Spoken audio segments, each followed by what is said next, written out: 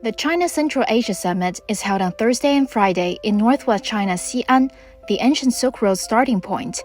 A Pakistani expert believes that China will embrace the summit as an opportunity and work with the 5 Central Asian countries to push for cooperation in various fields.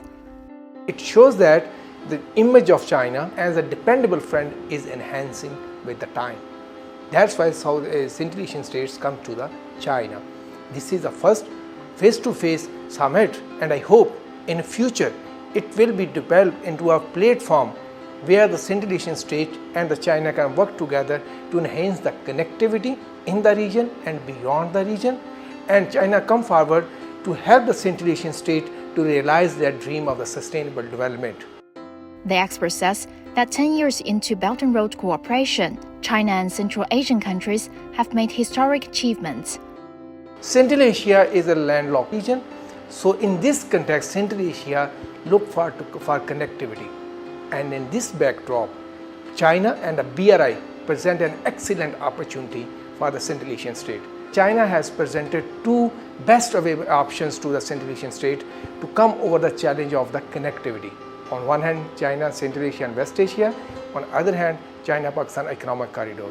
It is a win-win cooperation for the Central Asia state and for China. He points out that China has always promoted partnerships based on mutual respect and mutual benefit, which will contribute to building a community with a shared future for mankind.